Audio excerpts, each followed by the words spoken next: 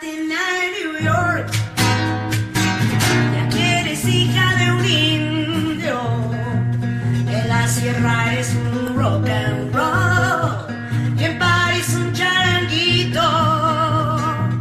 Magdalena del mar, te canto porque te quiero, porque en ti veo a toda mujer que sobresale en mi pueblo. El machismo de la izquierda retrasa la revolución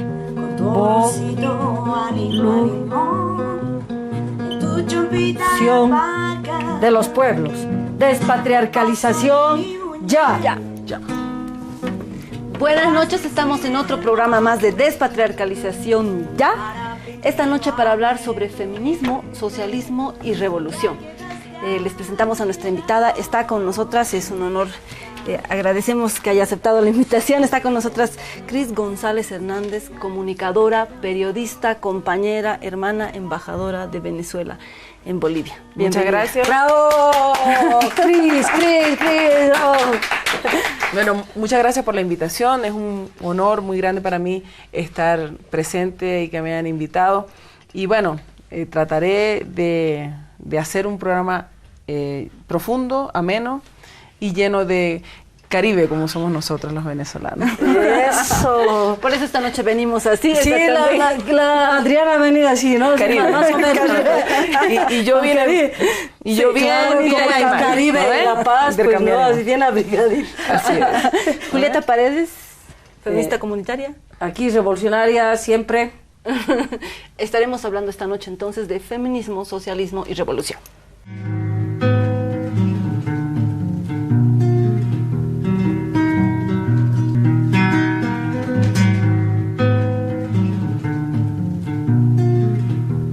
Esta noche en Despatriarcalización ya estamos hablando sobre feminismo, socialismo, revolución. El proceso bolivariano, hermana embajadora. Este primer bloque yo propongo que hablemos de los logros que se ha tenido en Venezuela. Para el pueblo lo que es del pueblo, como dice la canción. Porque el pueblo se lo ganó. Porque el pueblo se lo ganó. ¿Cómo se han logrado? ¿Qué cambios hay para el pueblo venezolano? ¿Cuáles son las principales políticas del gobierno venezolano? Bueno, creo que es un tema muy extenso que trataríamos de resumirlo en, por lo menos con algunas frases. Algo que puedo comenzar a plantear como un concepto. Chávez llega al poder, el comandante Chávez llega al poder, comienza su campaña por los años 90, finales de los años 90, dicen que es la primera revolución, la última revolución del siglo pasado y la primera de este siglo. Comienza haciendo un diagnóstico de la situación en Venezuela. Teníamos una pobreza extrema, por encima del 38%, y una pobreza general que arribaba y repuntaba el 50% de la población, que era una cuestión contradictoria porque estamos encima del pozo petrolero más importante que habían tenido en los últimos tiempos la América entera. Pero además teníamos también una riqueza mineral no potenciada, no teníamos industria, no teníamos una manufactura, porque somos todavía, lamentablemente ha sido muy difícil salir de la condición de país rentista que somos. Vivimos de la renta del petróleo desde hace más de 100 años y bueno, eso nos ha traído muchas ventajas, pero muchísimas desventajas. Entonces, Chávez hace un diagnóstico de este país que tenemos, y este país carecía de una política diseñada para superar las grandes desigualdades, la profunda desigualdad que había en el pueblo venezolano, y había una brecha económica, política, social, que desconectó a las élites del poder, las élites políticas, económicas y sociales del pueblo, de las grandes mayorías. Cuando el comandante llega a hacer su primer intento de una rebelión en el año 92, en la época del por ahora, él, ante este diagnóstico, él dice, algo hay que hacer. Él, un soldado, se prepara, ya más o menos todos conocemos la historia, hace esta rebelión, encabeza una rebelión cívico-militar que fracasa militarmente, pero que triunfa políticamente. Y es cuando él comienza a plantear un proyecto de país que transforme la realidad social, económica y política que vive Venezuela en ese entonces. Él dice, yo no voy a inventar nada, yo quiero que el pueblo construya un futuro mejor, un futuro distinto, pero que lo construyamos entre todos. Y comienza, cuando sale de la cárcel, comienza a recorrer el país y es cuando presenta, dice, bueno, el diagnóstico es desastroso. Un país con una pobreza extrema, injustificada para ese momento, y dice, bueno, lo único que nos toca es una asamblea constituyente que cambie las reglas del juego sobre la cual nosotros pudiésemos construir un país mejor, sin olvidarnos que venimos de 500 años de dominación, de descontrol total de las riquezas del pueblo, donde un grupo de familias, menos de 10 familias, se enriquecieron exorbitantemente, y las grandes mayorías del pueblo venezolano, con una gran migración que tenemos nosotros presente hasta el día de hoy, cada vez más pobre. Entonces, ante esto, plantea su propuesta de gobierno y triunfa. Primer cambio, primer gran y profundo cambio, el cambio político que se produjo con el planteamiento de una asamblea constituyente y un pueblo convencido de que ese era el camino. Esa era la forma de transformar el estado de cosas. Entonces, apenas llega al poder, plantea la asamblea constituyente, tenemos nueva constitución y ese sería el cambio rotundo, profundo, porque cambia las reglas del juego.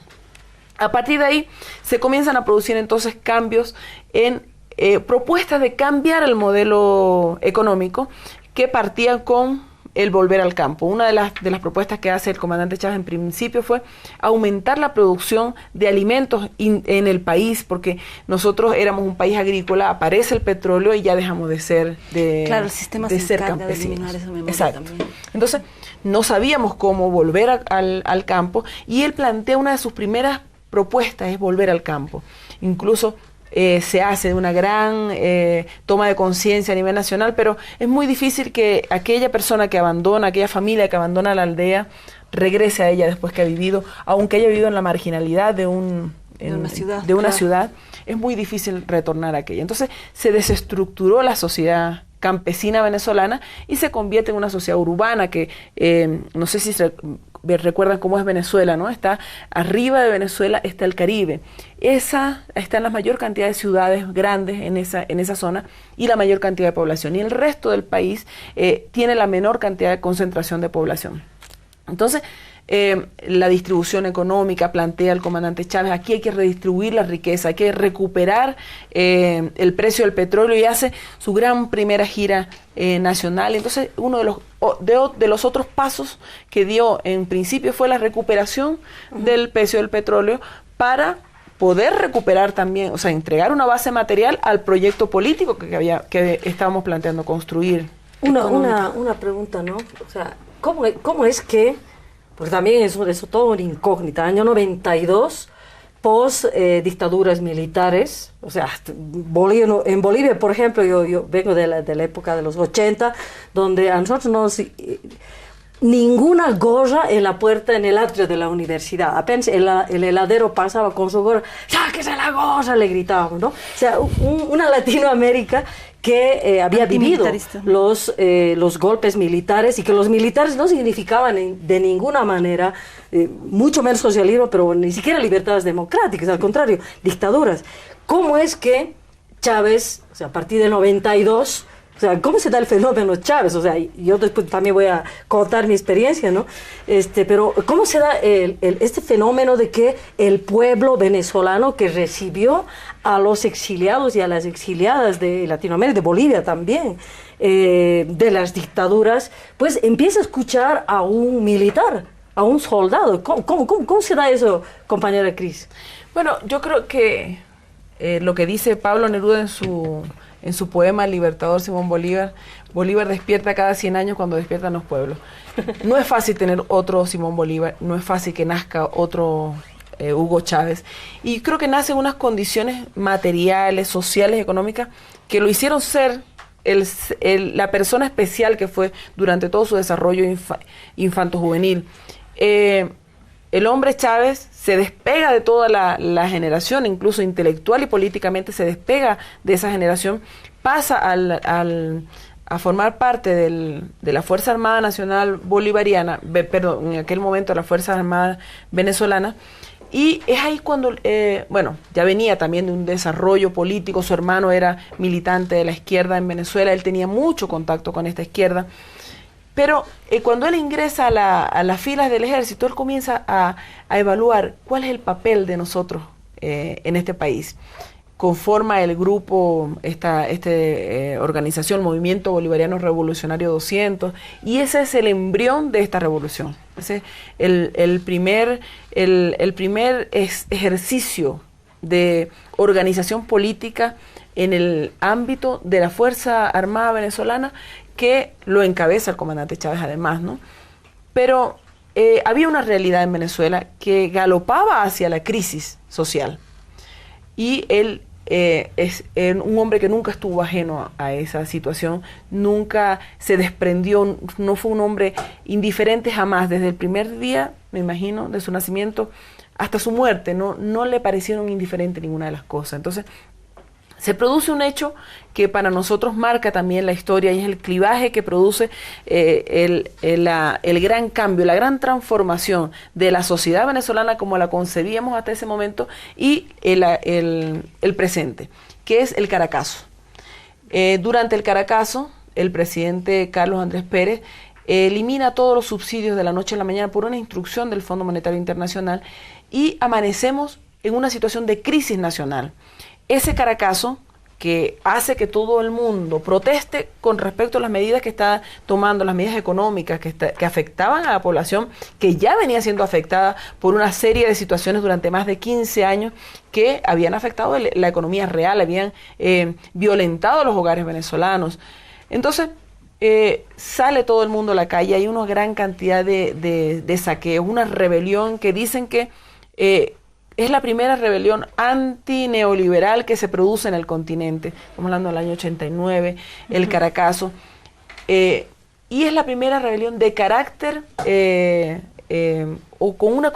en una situación de izquierda, cuando ya se caían los muros, cuando ya se acababa la historia, aparece este conato de rebelión popular con visos de izquierda. Y a los militares le dan la orden de salir a matar ciudadanos para poder detener y controlar, a disparar. Para una medida de contención aplicada por todos los gobiernos de la región durante los años 70, 80, la única forma era la represión para poder aplacar el ánimo, la subversión, la rebeldía popular, que además, y valga la redundancia, se rebela contra el sistema permanentemente.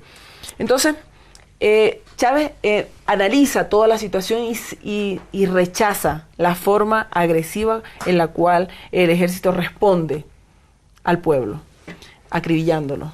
Y ya era militar. Ya él era militar. Y esos son los primeros momentos en los que va tomando también protagonismo y haciéndose una figura, ¿no? Sí. Un comandante que propone políticas que van cambiando la forma de vivir del pueblo, como las misiones y todo eso, pues obviamente es más fácil ir escuchándolo, más allá de que sea militar. Sobre las políticas que han ido transformando la realidad del pueblo venezolano, vamos a seguir conversando en el próximo sector.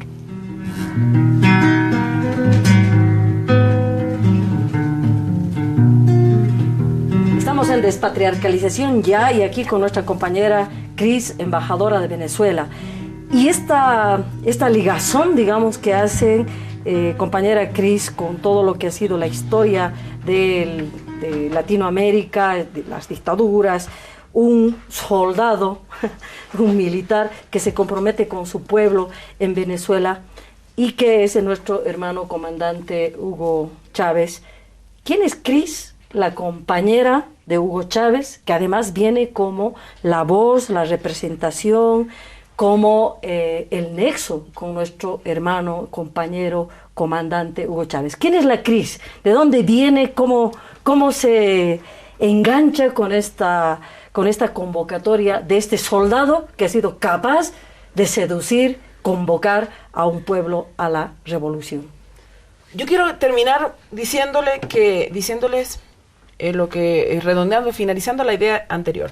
El comandante entonces nace políticamente en esos momentos, esos son los instantes de nacimiento político al ámbito nacional, hace aquella rebelión y desde ahí, de una situación sumamente reflexiva, seria, con toda la seriedad de un soldado y de un venezolano, plantea una revolución más allá de ese momento, más allá de un quinquenio, de un gobierno, una revolución que transforme la realidad social venezolana y a partir de ahí vienen todas nuestras misiones, todo el resto de tareas que les puso a los venezolanos y a las venezolanas para transformar la realidad. O sea, no podíamos seguir en la situación que estábamos, teníamos que hacer algo, transformar el orden establecido.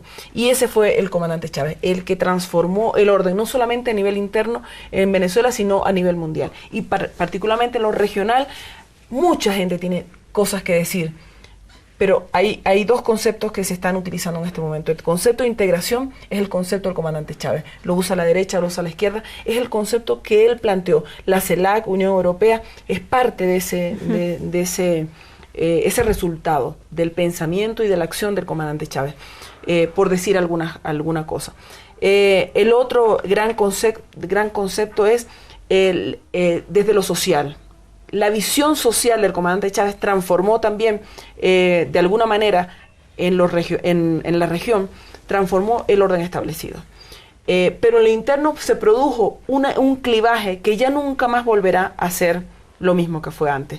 La ruptura de una situación, de una realidad que teníamos, para convertirla en otra cosa. Nuestras mujeres, nuestros jóvenes, nuestros niños tienen una mirada estratégica, una mirada mucho más allá de este presente. Para las próximas generaciones hay un futuro en Venezuela y antes no existía. Ese es el comandante Chávez. Eso lo ha provocado él, lo ha promovido él. No alcanzó a terminar la tarea, nos toca al resto concluirla. Bueno, yo, humildemente, no me gusta mucho hablar de mí. A nosotros sí puedes, Cris. ¿Quién es esa compañera que el comandante Hugo Chávez manda a Bolivia? Porque Bolivia tampoco era cualquier cosa, o sea, es uno de los procesos más importantes, ¿no? A la par de los otros procesos latinoamericanos. O sea, ¿por qué el comandante tiene la confianza de mandar a esta compañera Cris? Nosotras queremos conocer, ¿quién es la compañera Cris? Todavía yo me lo pregunto.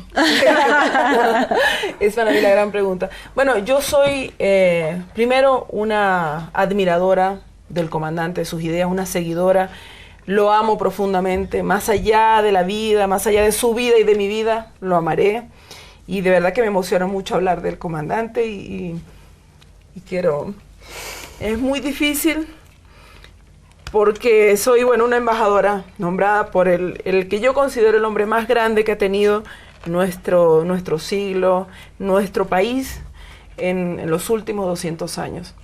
Que es un hombre íntegro, genuino, y de verdad que, y te lo digo en serio y en broma, uno no sabe por qué te designa, ¿no? Pero te puedo decir algunas cosas. Yo soy amante de Bolivia, me amo Bolivia. Este país para mí ha significado, todos los diplomáticos tienen que estudiar muchas cosas para llegar a ser diplomáticos, ¿no ves?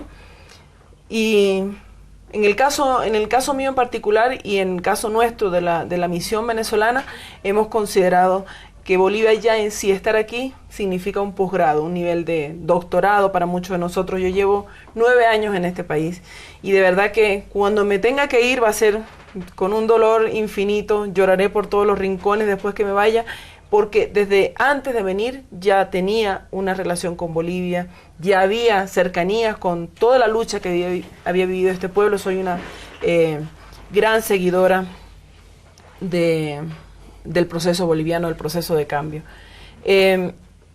Decirle, soy una luchadora desde la primera hora también, militante de la Liga Socialista en Venezuela, militante de otros movimientos internacionalistas en la región. Me fui a Cuba muy jovencita a estudiar, estuve compartiendo también ese proceso maravilloso en Cuba, regresé a Venezuela, después compartí, estudié en Chile, el comandante Chávez antes de ganar, ya lo conocíamos en Venezuela, había recorrido las calles y nosotros nos habíamos encontrado muy pero muy jóvenes en una de esas calles con él, cuando hacía el recorrido a pie y se encontraba en las casas de los pobladores, de las comunidades y decía, vamos a cambiar el país, y nosotros creíamos en aquello. muchos decían, bueno, está loco este hombre, ¿no? ¿Cómo va a cambiar un país tan grande, con tanto poder fáctico existente, con todo en contra? Un militar que había venido de la cárcel, que había salido, pero además la izquierda, como tú decías hace un ratito, la izquierda no solamente nacional, sino, o gran parte de la izquierda regional, lo miraba con sospecha. Es un militar, un golpista. O sea, viene de esta saga de militares que asolaron la región durante los años 70, 60, y no, Chávez se despegó de todo eso con su discurso y tuvo que hacer de verdad un gran recorrido en la región, desde lo intelectual, desde lo político, para demostrarle al mundo que no era de la misma saga, que los militares podían ser otra cosa. Había una esperanza ahí en ese ámbito de lo militar, y él lo demostró con creces. Impulsando además esto que decía, hermano embajador, este cambio de todos los órdenes, ¿no? Impulsando, por ejemplo, la diplomacia de los pueblos, que hace que esté Exacto. la hermana Crista aquí y no otra persona, ¿no? Comprometida con los movimientos y las organizaciones. En parte de este cambio que se hace con el comandante y en el proceso bolivariano es la responsabilidad política, ¿no? Porque las misiones, por ejemplo, en las políticas de las misiones, no solo dependen del gobierno, depende de la responsabilidad de todas las venezolanas y todos los venezolanos. Y nos puede contar un poco más de eso, porque es fundamental en el proceso de cambio en Bolivia, que hay gente que se sienta a mirar y a decir esto hace mal el Evo, esto está mal, y a criticar todo, cuando hacer un proceso de cambio y una revolución es responsabilidad del pueblo. Exactamente. Bueno, y el comandante Chávez, con su visión estratégica, me dio aquella responsabilidad. Estamos aquí cumpliéndola. Una de las pequeñas tareas que nos dio fue que convirtiéramos a nuestra embajada en Bolivia en una referencia, no solamente para nuestro Ministerio de Relaciones Exteriores en Venezuela, sino para toda la región. O sea, esta tiene que ser una referencia. ¿Por qué? Porque estamos en el país que el Libertador consideró la hija predilecta, Bolivia, y que para Chávez era de verdad un amor desenfrenado. Su gran amistad, su profunda amistad con el presidente Evo Morales está documentada, está en fotografías. Y bueno, esa tarea que nos plantea hace que hoy tengamos nosotros unos resultados que yo digo, bueno, no solamente me corresponde, yo me adjudico muchos de ellos, obviamente, con el orgullo más grande, a mis compañeros y compañeras, no solamente venezolanos y venezolanas, sino bolivianos y bolivianas que trabajan con nosotros todos los días, nuestra relación con el movimiento social, con el gobierno, y bueno, es eso. La responsabilidad es de todos y de todas. Es una corresponsabilidad. Al comandante Chávez, cuánto no lo criticaron, a nuestro compañero Nicolás Maduro, nuestro presidente obrero, también se les critica permanentemente que hacemos mal las cosas, que hacemos mal aquello. Lo mismo veo aquí, ¿no? Pero más allá de criticar, es muy fácil criticar. Durante muchos años la izquierda estuvo en una baranda criticando todo lo que pasaba, sin atreverse a gobernar, sin atreverse a plantear una posibilidad de gobierno, de transformación real desde allá arriba. Y miren que es difícil gobernar, ¿no? Para el comandante Chávez fue muy difícil y tuvo que hacer una concentración de talento, de propuestas, para poder tener un concepto de país lo más general posible. Aún así, tenemos todavía una derecha que hace todos los días todo el esfuerzo por sabotear, por destruir y por derrocar, en muchos casos de manera más violenta, nuestra revolución. Y nosotros estamos en esa permanente lucha por combatirlo. Ahorita estamos en una situación de guerra económica muy dura, y convocamos, y que el presidente Evo ha sido uno de los grandes defensores del proceso de la revolución bolivariana y uno de los grandes denunciantes de esta guerra, que no es una guerra que tiene factores internos nada más, sino que viene con factores desde afuera, con factores foráneos, y que han logrado alimentar un proceso que ha durado más de lo que debería haber demorado en resolverse. El tema de la guerra económica, del desabastecimiento nacional. Sin embargo, hemos dado pasos importantes. Somos un país fuerte, una economía que va a superar esto, porque todo esto lo acompañó además la caída de los precios del petróleo. Entonces, sí, si no hay cooperación entre todos, Nadie, ningún gobierno, ni de la extrema derecha, ni de la extrema izquierda, ni de derecha, ni de centro, va a ir a resolver el problema del hogar, de la familia, si nosotros no cooperamos para hacerlo. Eso es Hay parte, grandes tareas. Claro, Sí. la responsabilidad política, pero que tiene que ir en los procesos revolucionarios también profundizando contenidos. Eso es lo que se hizo también en Venezuela. Cuando se habla del feminismo y el socialismo, vamos a profundizar sobre eso en el próximo sector.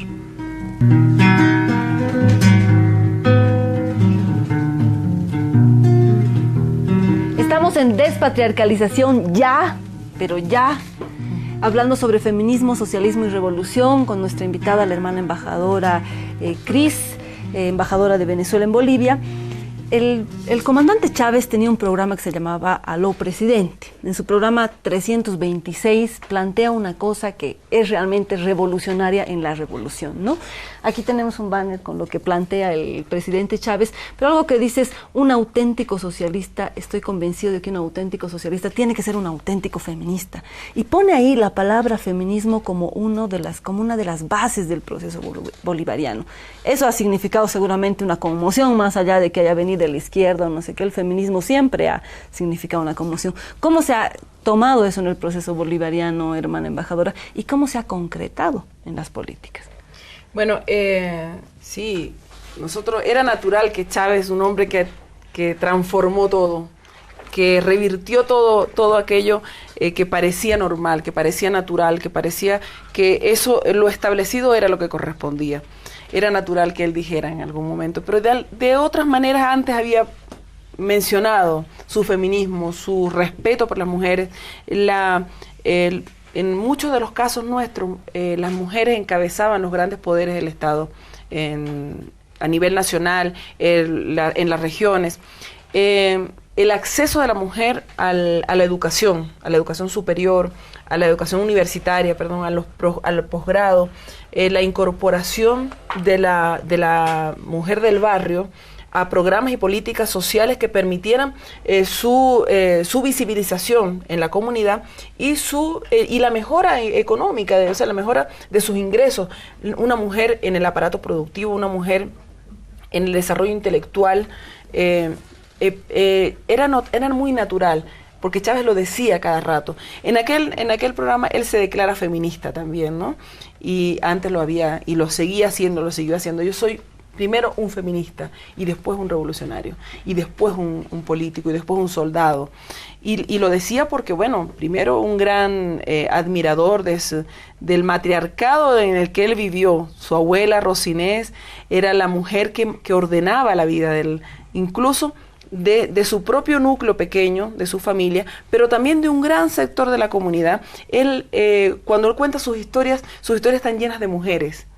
Su abuela, su madre, su vecina, quien también cuando él decía, tenía una segunda madre, sus maestras, sus profesoras de los primeros años de escuela, y él le adjudica la gran importancia que tiene la mujer en la construcción de un proceso revolucionario. Decía Chávez: sin feminismo no hay socialismo. Esto está también en el año 2009. ¿Sí? O sea, es imposible divorciar, construir un socialismo sin el elemento mujer, pero no solamente la mujer como otros la pueden contemplar. Chávez pensaba como el sujeto revolucionario quizá más importante para transformar la realidad. En el caso venezolano ha sido vital la participación de la mujer y la creación de unas políticas dirigidas a la incorporación de la mujer, de la madre, de la familia, a la lucha por la revolución, la lucha al socialismo.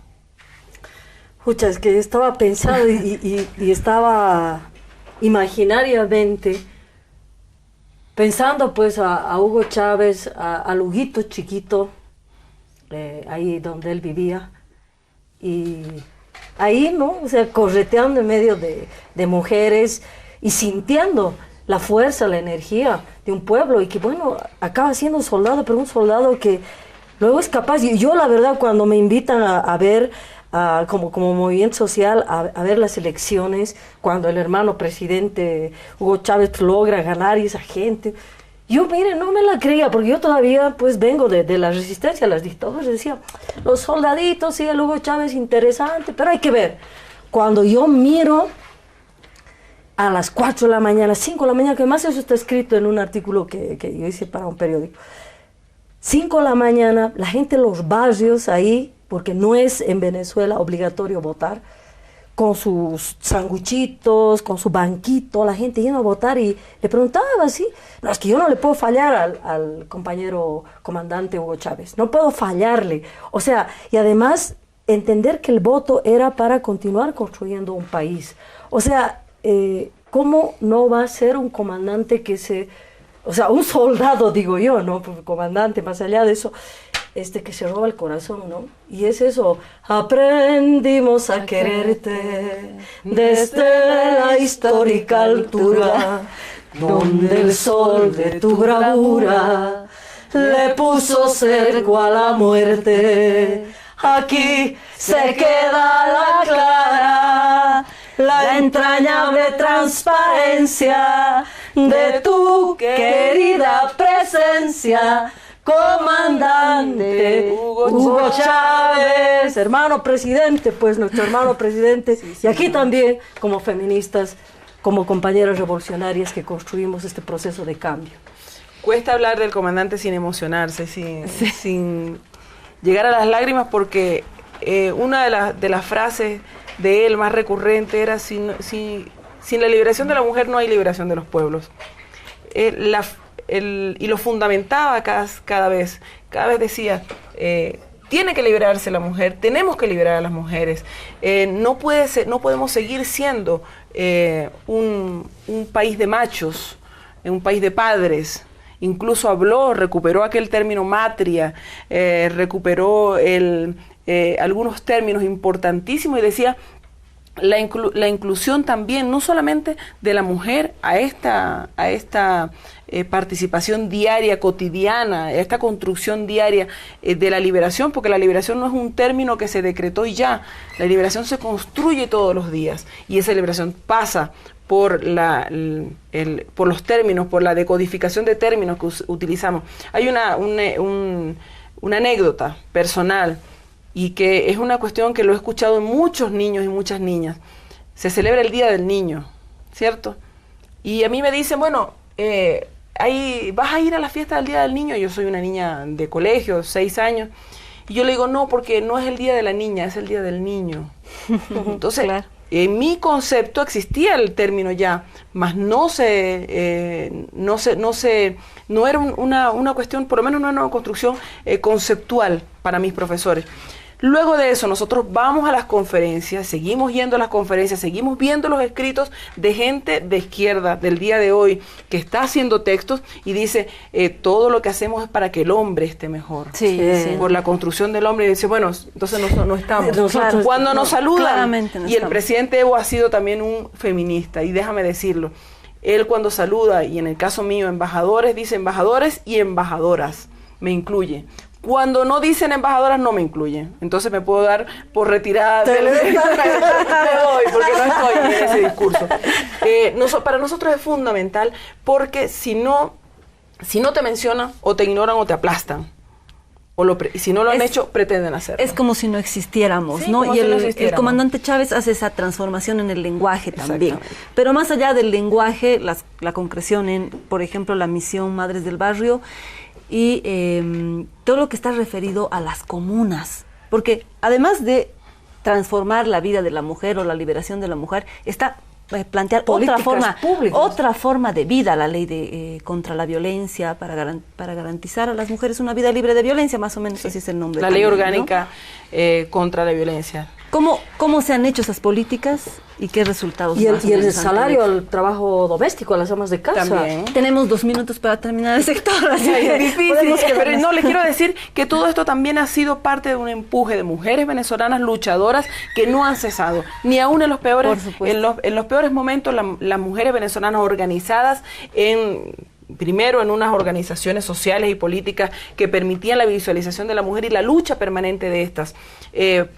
Pero a partir de aquello, y empujando también al comandante Chávez, porque él decía, ayúdenme ustedes, ¿qué más falta? Los pueblos indígenas, las mujeres, bueno, aquí estamos entonces. Y él crea una de las cosas que son fundamentales, que ha sido fundamentales para nuestro desarrollo y para saber quién es Chávez, el Banco de la Mujer.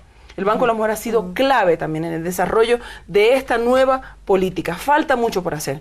En Venezuela y en América falta muchísimo por hacer. Sin embargo, yo creo que el comandante dejó las líneas tiradas. Nuestro compañero Nicolás Maduro y nosotros mismos, los protagonistas, los participantes de estos procesos revolucionarios, tenemos una tarea importante, una tarea que nos permitirá la gloria de una revolución libre, libre de discriminación, libre de la patriarcalización y una mujer donde una revolución donde la mujer participe en igualdad de condiciones con todo aquel miembro de la sociedad. No puede haber revolución que no luche contra el patriarcado.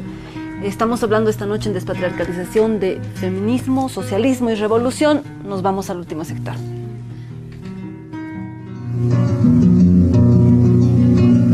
Yo no canto por cantar.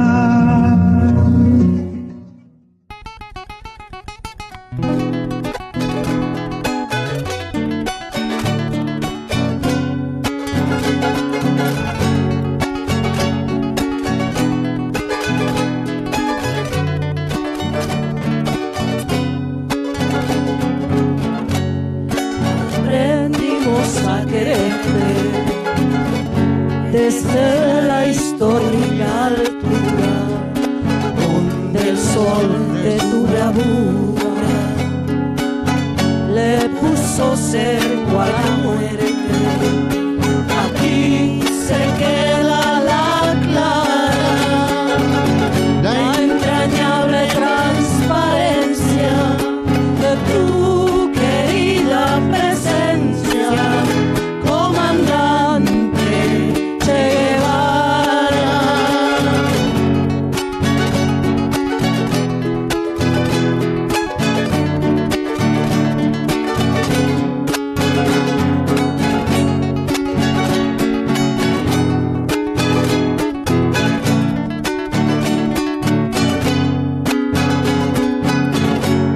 Tu mano gloriosa y fuerte sobre la historia dispara, cuando todo Santa Clara se despierta para verte.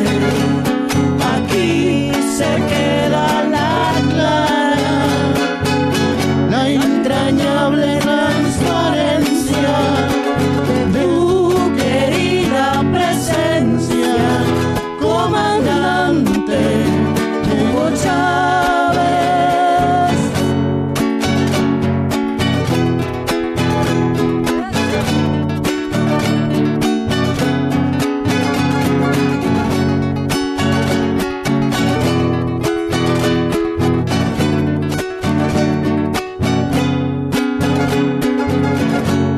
Tienes quemando la brisa con soles de primavera para plantar la bandera con la luz de tu sonrisa. Aquí se queda la clara, la entrañable transparencia de tu querida presencia, comandante Che Guevara.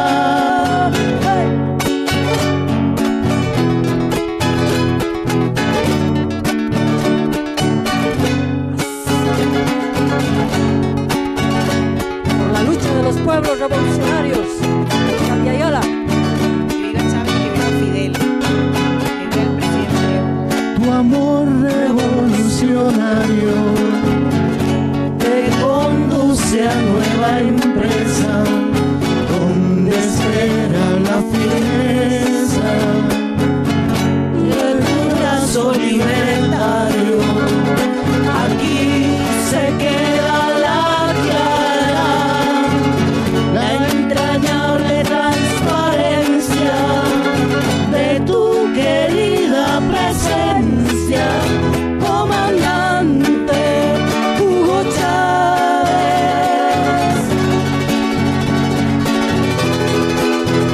Ustedes seguiremos adelante.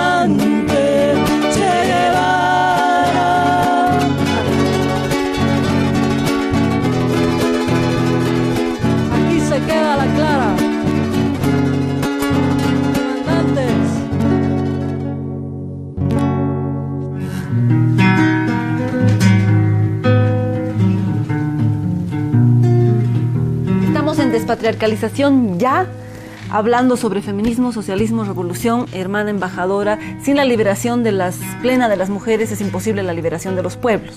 Es otro legado del comandante. Estábamos hablando en el anterior sector, para ir cerrando, cuáles han sido las políticas específicas hacia las mujeres, datos, y después ver la situación actual, ¿no?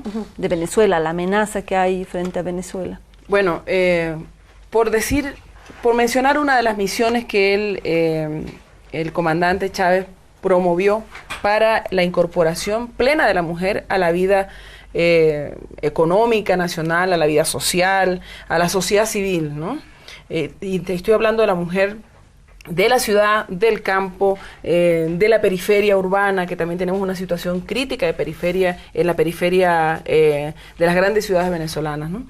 Y crea una misión que se llama Madres del Barrio, reconociendo la gran crisis que tenemos con madres solteras, madres que son jefas de hogar y que tienen que llevar adelante un hogar con 4 o 5 niños, con a veces sin una casa donde vivir, una casa propia, allegadas.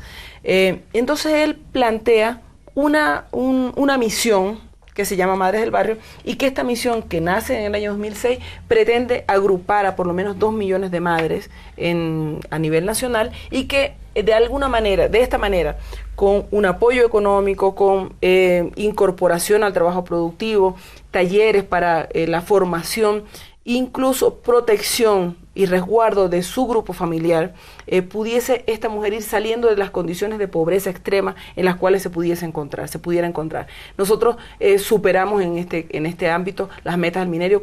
Esta es una de las misiones que ha logrado superar estas metas del milenio, pero además superando las condiciones de pobreza. Mujeres de cualquiera de los barrios venezolanos, tú te las encuentras ya con un título universitario, claro, porque se incorporaron al sistema de educación, al sistema de educación media, al sistema de educación universitario, y de esa manera también se han incorporado al trabajo productivo nacional. Y en el caso de Venezuela, equiparar los sueldos de estas mujeres, porque siempre, y ha sido también un estigma para toda nuestra región, la mujer gana menos que el hombre, ¿no? Tiene menos regalías, menos posibilidades incluso de acceder a los puestos superiores en alguna empresa. Y todo esto ha sido una búsqueda permanente de resolver en Venezuela. En el día de hoy, bueno, la mujer revolucionaria es la mujer que lleva adelante el hogar, la familia, impulsa la revolución. Y en Venezuela hay algunos sectores, algunas zonas del país donde hay un matriarcado muy fuerte. En el oriente venezolano hay un matriarcado, la mujer es la que, incluso mujeres que se han quedado solas, con un carácter muy fuerte, de mucho control sobre la gestión de la familia, la gestión económica de la familia, o la gestión social o política de la familia, son las que han permitido además que haya cada vez más incorporación al voto femenino, del voto femenino a las distintas elecciones que hemos tenido, ¿no? Matriarcado en términos de decisión de las Exacto. mujeres, digamos, Sí. no de opresión de nadie, como lo hace el patriarcado, digamos, ¿no? Obviamente, esto es la antítesis porque más la mujer en el puesto, en la posición de jefa de hogar, es una mujer que protege, que incluye, pero además que permite la incorporación de otros elementos. No es una mujer castigadora, no hemos visto, por lo menos no es la preponderancia del tema, no es abundante el tema de las mujeres castigadoras en Venezuela, pero sí el hombre castigador. En el patriarcado el hombre castiga la violencia, y eso es una de las primeras cosas que hace el comandante, la ley contra la violencia. Ley que permita, además, con una gran cantidad de artículos, de decretos, protege absolutamente a la mujer desde el nacimiento hasta el día final de su vida. E incluso el embarazo, todos aquellos procesos en los que vive la mujer, todas aquellas etapas de la vida, hay protección, hay distintas leyes que protegen a la mujer, además en los distintos ámbitos en los cuales se desarrolla también, ¿no?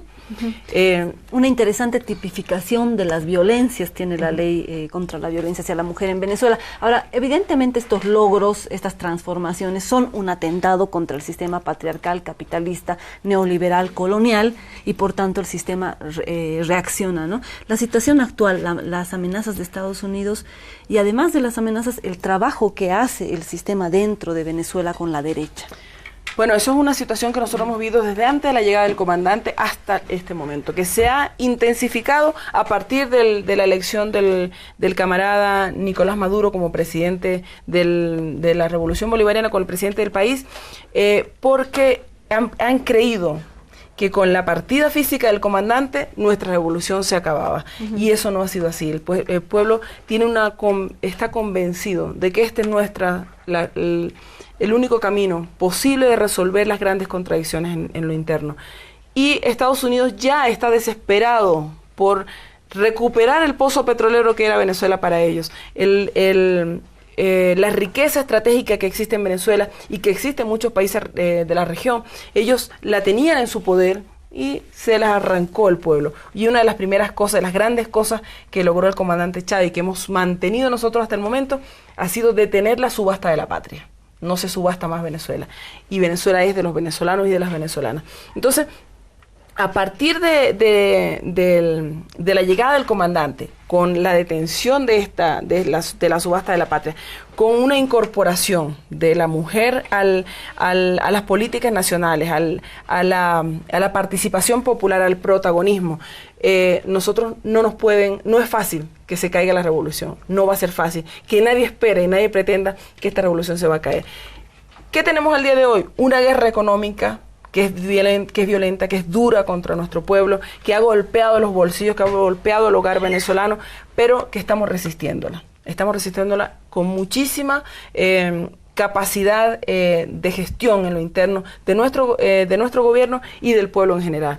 Tenemos, una situación en la cual a través de distintas vías el imperio, no solamente los Estados Unidos, los países imperiales pretenden destruir la revolución, inyectando recursos, inyectando distintas fórmulas para que los pequeños grupos que controlan la derecha, que controlan la animosidad de la derecha, sean quienes logren crear un concepto general a nivel internacional, donde los medios de comunicación también convencionales han jugado un papel fundamental. ¿Qué es lo que se dice hoy de Venezuela? Que Venezuela se está cayendo, está destruida, que nuestra revolución ya no va más. Han destruido la imagen del presidente Nicolás Maduro, han tratado de destruirla, no lo han logrado. Sin embargo, resistimos y vamos a revertir todo aquello. Al día de hoy ya hemos ido dando pasos importantes, sin embargo seguimos en alerta. Creo que va a pasar por lo menos un año más para que nosotros logremos recuperar la situación existente hasta el día de hoy. Al día de hoy hay políticas que se han dictado en la revolución económica, productiva, la necesidad de volver a producir en lo interno la gran cantidad de productos que consumimos. Somos uno de los países que más consume en la región y creo que en el mundo. Hemos detenido el contrabando de alguna manera, no es fácil porque tenemos más de 2.000 kilómetros de frontera con Colombia, claro, que es por donde se va la gran cantidad de contrabando de lo que producimos, lo poco que producimos, y que fue el comandante Chávez, y ha sido esta revolución bolivariana quien ha activado un aparato productivo que no existía, quien ha creado un aparato productivo que no teníamos, y una gran cantidad de otros productos no petroleros que estamos hoy dispuestos a seguir produciendo para sostén de esta revolución. Tenemos que dejar de ser un país rentista, pero eso no es una cuestión fácil, son más de 100 años de dependencia del petróleo, pero además un petróleo que no solamente nos ha servido a nosotros, que ha sido el pivote fundamental para apoyar al resto de las revoluciones, al resto de los pueblos, a las grandes misiones de la región, las misiones de alfabetización encabezadas por Cuba, Venezuela, son parte fundamental de este legado, de este cambio de la política energética venezolana. Petróleo no solamente para nosotros, recuperar el precio del petróleo a través de una gran cantidad de gestiones que hizo el comandante, entre ellas la más importante, la recuperación de la OPEP, cuando hace aquella gran gira. Recuperar el petróleo para nosotros, para los venezolanos y las venezolanas, pero además de eso, para toda la región. Ayudar a países que no tenían ni siquiera las posibilidades de avanzar un paso adelante en la construcción en la base material de una propuesta política. Petrocaribe, un ejemplo. El ALBA, otro ejemplo. El Tratado Económico del Y ahí ALBA. viene la respuesta imperialista. Sí. Y les entonces bajamos los eso es La integración. La respuesta ha sido esta, del imperio ha sido esta. Le Estamos bajamos los en el precios. último minuto del programa para cerrar la integración, lo que ha planteado Chávez, la patria grande para nosotros, el territorio común para nuestros pueblos. Nos vamos, Julieta, tus O sea, últimas ideas para cerrar. Que también las mujeres allá en Venezuela, o sea, el gran pueblo venezolano, hermanas, hermanos, las mujeres allá, con mucha energía, con mucha fuerza, con este espíritu, con este ajayo del hermano comandante Hugo Chávez que nos sigue acompañando, y pues somos conjuntamente nuestra hermana Cris, y a través de nuestra hermana Cris somos hermanas, y patria y vida, ¡venceremos! Muchas gracias, hermana embajadora. Muchas gracias a usted. Y bueno, yo quería invitarlos a leer la revista Correo del Alba. Está aquí este número especial de Sobre Petróleo. Para defender la revolución, Ayúdenos, despatriarcalización. hermano. ¡Despatriarcalización ya! Tu chumpita de alpaca, por Pasolini y Buñuel.